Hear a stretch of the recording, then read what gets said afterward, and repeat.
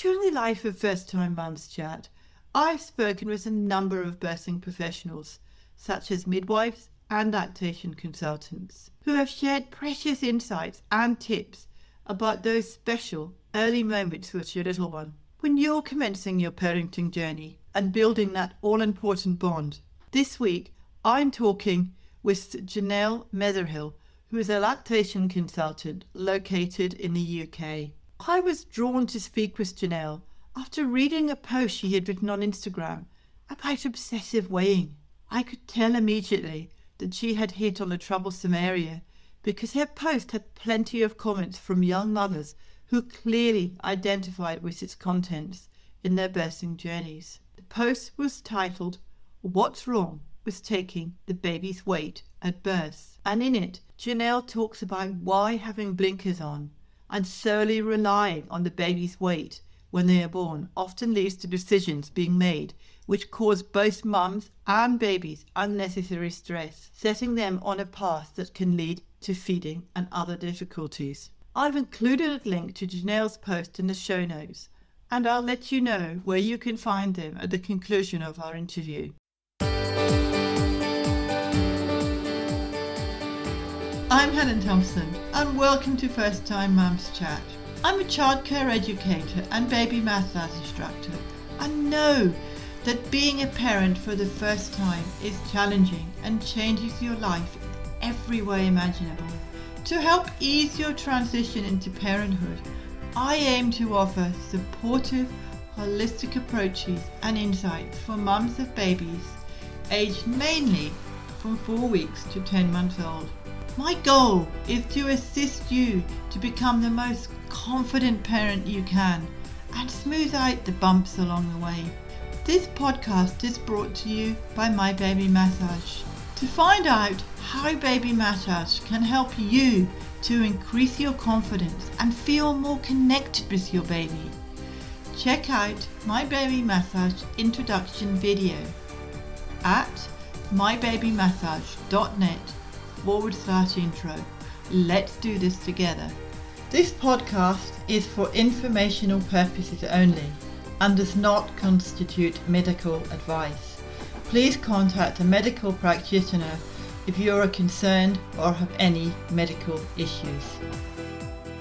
Hi J'Nel, and welcome to First Time Mums Chat. I'm so delighted to be talking with you about a topic that I know you are very passionate about. Your Instagram post that I mentioned in the introduction certainly struck a raw nerve with mums, and the comments and feedback you got were very insightful. So before we get started, can you please start by telling us about yourself and how you help mums? Hi, thank you for having me. I'm J'Nel Metherell. I am an IBCLC, which is an international board certified lactation consultant, and I'm also a craniosacral therapist. So I provide infant feeding support to new families, but also throughout their feeding journey.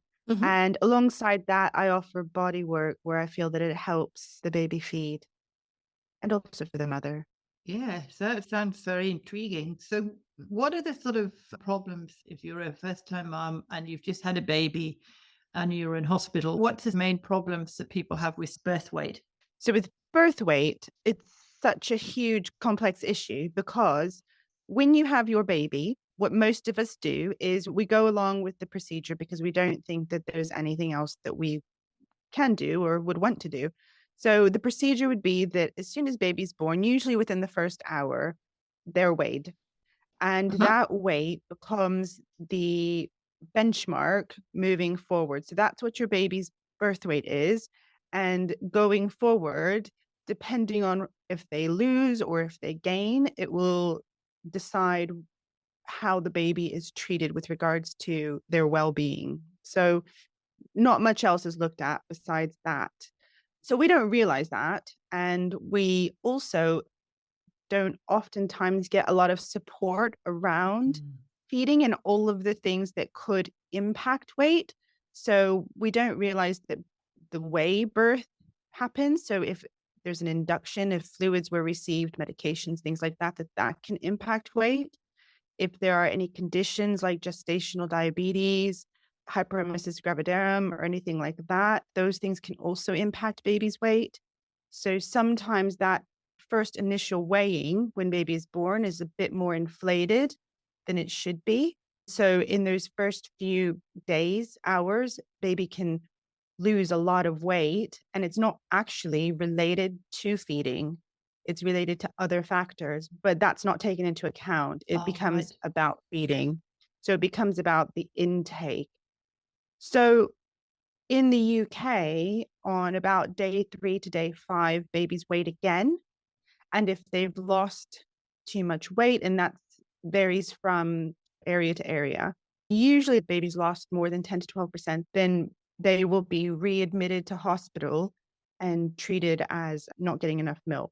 So then that can impact how they're being fed, because usually that will mean that a mum has to introduce some sort of top up. So it can really like go down so many different paths, and lots of things can happen here. But really, that's just based on the birth weight. And so something as simple as that can have such a huge, profound effect on how things move forward. I know some mums say that in hospital, they're told that their baby's underweight and they want to breastfeed. But I think I'm right in saying this, please correct me if I'm wrong, that they want to breastfeed, but the midwives are saying, no, no, no, your baby's underweight. You need to supplement it with a bottle. From what I picked up from your article on Instagram, that wasn't happening.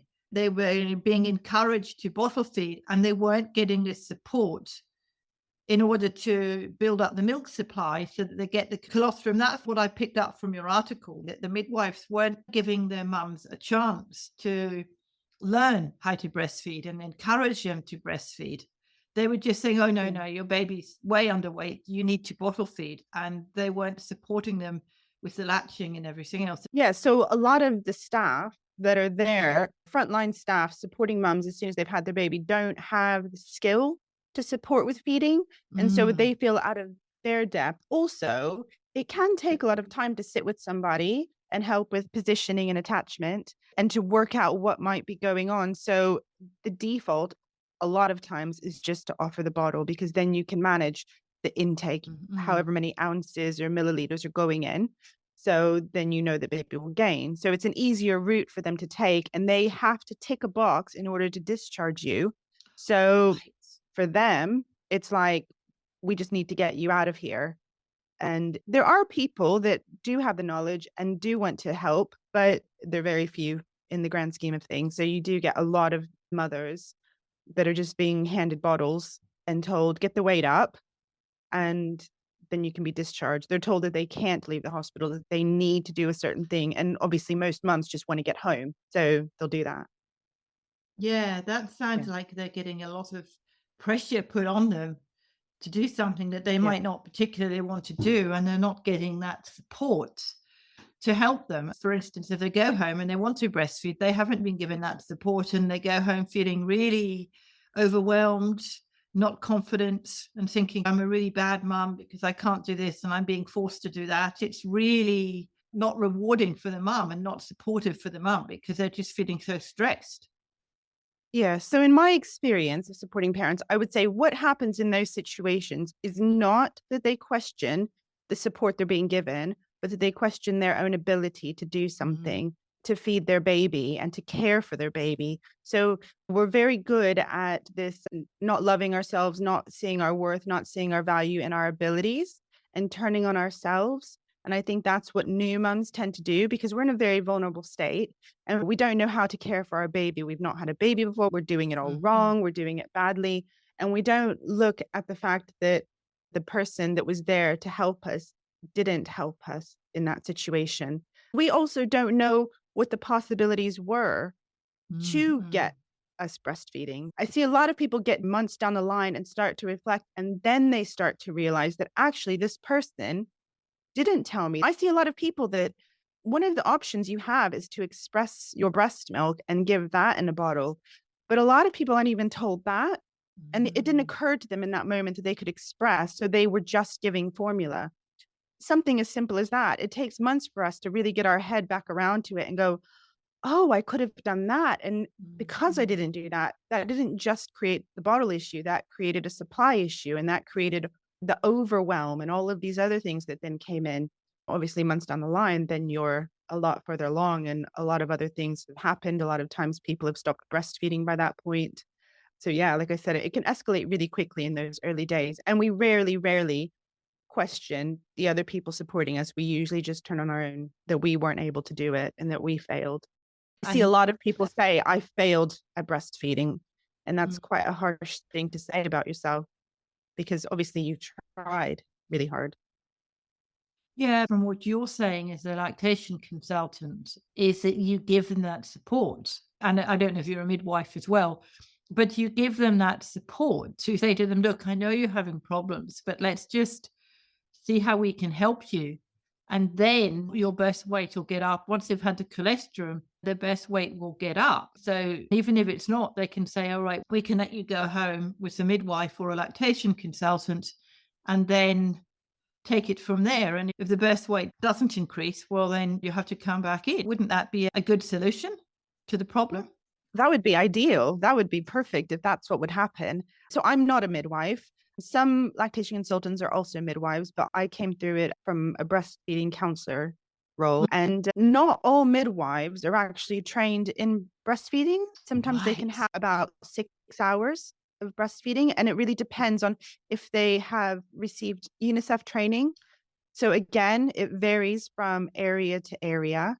And again, we don't think to look into that because as mothers, we don't have that awareness that not everyone receives training. And sometimes their training, their 6 hours of training was when they qualified. So that could be 20 years ago, which is very Yeah. different now. Mhm. So when we're seeking support from that person that is there attending us at birth, they don't always have the knowledge and experience that we think that they're going to have. Some hospitals do have lactation consultants, but not all do. So it's so patchy from area to area. So I'm in private practice and I choose to work in private practice because it means I have fewer policies and guidelines that I have to adhere to. I do have a board, I have ethics and stuff like that, but it means that I can tailor my support to the family and I can look at all of the things that we can try. So you can first look at whether is it that the baby's not feeding well or is it that the mom has low supply? So what are you looking at trying to fix per se? Also, was the birth weight skewed? Like from the point where baby then started gaining, are they gaining on a line that's a healthy line? In a lot of cases, you can just throw out the birth weight and everything was fine. So it wasn't even something to worry about. Or, yeah, if there is something going on, then how can we approach that and how can we get things back on track so that feeding can work out for you the way you want it to? So I guess as a new mum in a hospital that didn't have a lactation consultant, just had a midwife, I'm thinking of a mum listening to this. So what are some of the questions they could ask a midwife so they're not forced onto the bottle? So I would say before you have your baby, so in the antenatal period, you can check which hospital you're going to be birthing in. And you can check to see if they are a baby friendly hospital. So you can go onto the UNICEF website and you can check your hospital and see what their baby friendly accreditation is. And that will tell you whether they've had up to date training. Or if a maternity ward is baby friendly, then they will have regular updates on their training. Actually, I should say, one of the other things I always suggest is if you're writing a birth plan, writing breastfeeding into the birth plan, because a lot of people don't realize that they can do that. They just focus very much on the birth. You can write in, I want to breastfeed my baby. I do not want to offer supplements. I want all of this stuff to be encouraged and write that in. You can express colostrum beforehand and have that prepared so that if there are any issues, then you have a little bit of colostrum to give once baby's there if you need to. So if you're being supported by somebody and you have wishes and you don't feel that they're listening to you, it's okay to not do what you're being told. A lot of times, the language being used can be very commanding and things can be stated instead of offered. So it then makes you feel like you have no choice, but you do have choices. This is your baby, so you can choose how you want to approach things. So, like I said, if the hospital is saying, well, you need to be able to show us, because this is one of the things they say, we need to see baby feed before we will discharge you. We want to see at least one good breastfeed before we will discharge you. In the UK, you can self discharge despite that. You can say, I'm seeking private care even when you're in the hospital, and speak to somebody and get feeding going that way. Or you can, if you want to, because this is the other thing, is a lot of people feel so overwhelmed, they just want to do what they're being told to do so they can get Mm-mm. out of there. It's okay to do that. And if you do that, it's not a case that you cannot breastfeed again. And this is what really breaks my heart sometimes is people feel like, well, I've already given a bottle, I have to give up now. Like it's Yeah. all or nothing. Mm. And in those cases where people do that, I feel like if you do that, even if you have like a day, 2 days, a week where everything just kind of goes out the window and you have no idea what's going on, you can still get it back with the right support. So phone somebody as soon as you can, really. Phone somebody who you feel comfortable with. And like any health professional, you want to make sure that you like that person, that Of you course. vibe with them. And yeah, and see if they can support you to reach your goals. Yeah, I've heard so many mums getting so stressed, as I said, and overwhelmed with it all that they just do what they've got to do to get out of there. From what you're saying, if it's in the birth plan, then hopefully the midwife should read the birth plan and understand where the mother's coming from. Yeah. If you have somebody, like if you have a birth partner or somebody else supporting you, then making them aware as well. A lot of times as mothers, we're in a very vulnerable place in those early Yes. days and Yeah. weeks. So having somebody who can voice what you want, your wishes, can help because they usually have the energy, they usually have the headspace, and they can say to people, Have you read the birth plan?" I know whenever I had my second, I had a doula then, but also my husband, when the midwife came in, said, "We want you to read the birth plan," because a lot of times, especially if things are hectic, they don't. So having somebody who can really step up and take that for you Mhm, mhm. and not make you responsible for it, then that's really helpful as well. That could be the husband or the doula, whoever, Yeah. to make sure that that's done. So definitely. So for me, the big aspect is how it impacts the well-being of the mother, and then it has the knock-on effect with their relationship and with the baby. So I say that what I see a lot of times happening is that the actual baby gets lost in it. The baby then becomes just a conglomeration of all of Yeah. these quantifiable factors. So people are coming in and weighing constantly, and you become very fixated on volumes and getting volumes into baby so that the number on the scale is whatever it is that they were saying it needs to be. And every time baby cries, is that because of the weight? So then more milk is going in, and we're not really enjoying the early day experience. We're not Yeah. connecting with our Yeah. baby. And it has a huge impact on the emotional and mental well being. And then a lot of times when we get further along, months down the line, we reflect and we think we didn't enjoy that time. We didn't connect with our baby. We resent a lot of what happened. There's a lot of grief that doesn't get processed. Mm. So I offer a lot of support around that side of it because I feel like a lot of times that's the thing really that starts to impact the feeding journey. It's the well-being, it's the way we feel about things that really gets in the way because then we kind of get this like, "Oh, I don't care, I can't do it, I'm a bad mother." And it doesn't then just impact those early months, it impacts going forward for those first few years. Everything is, "I'm not a good enough mother." So Yeah. that is one of the things that I always like to talk about. If you're feeling that, it's okay to seek support around that. And it's okay to not be happy about your feeding journey. And it's okay to not feel loads of joy around the whole experience because it's very common. It doesn't mean that you're a bad person.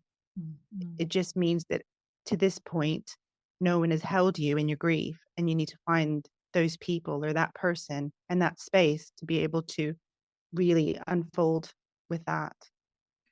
Yeah, I think that's a good point that you mentioned because I come from a baby massage side as well as childcare, and I very much aware of how baby massage can not only help the mum but it also helps the baby with that bonding. And if they are having postnatal depression or whatever it is, and the baby's very fussy and being taken away from the mum because they're going to be weighed and everything else, the skin to skin is the key. The skin to skin is just so important, whether that's breastfeeding or not, or just having the baby on your chest. It's all skin to skin and it's bonding time. If they're being pulled away to be weighed constantly, the baby's going to get fussy.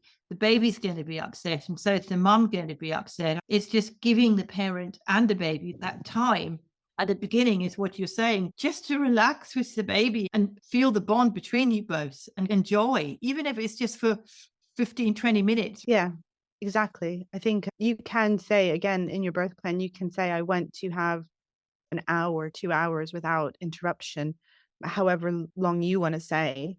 And again, you might come up against some people wanting to take your baby, but you can just say, no, I've written it down. And if you have someone else there who can advocate for you, then that also helps, because it's a lovely way to co-regulate. We talk a lot about nervous systems these days. And when you do skin to skin, that's co-regulating between you and your baby, and you're both calming and connecting. It's nice. I can imagine. Yeah. Yeah. I think this conversation is such a powerful one for mums. And I think it's important that they can actually have somebody to talk to. So if somebody wanted to get in touch with you or find out more about what you do, how do they go about doing that? Yeah. So my website is breastfeedinghelp.co.uk, and all my services are listed on there. So like I said, I do offer breastfeeding stuff alongside craniosacral stuff, but I also offer a healing breastfeeding grief and trauma course, which is very much, we look at this sort of thing and how it plays out. And like I said, the emotions around it. And I offer video appointments. So, anywhere in the world, if anyone wants to just have a chat, go through things, have an antenatal appointment and prepare, I'm available for that, definitely. So I could sit and talk to you forever about this topic, because I think it's a topic that's definitely not encouraged at the moment. I don't know very much about it in the UK, but I know in some of the classes that I've been teaching in baby massage that a lot of the mums, I hear them chatting after I finish a class, and a lot of it is what you've just said, that they don't feel that they've been supported. So thank you for sharing all your wonderful information. It's great to be able to talk to people like you who've got that knowledge and who can support mums in that way. So thank you for being here. It's been a great pleasure talking to you. I really liked it. I could go on forever about it. I get quite passionate too.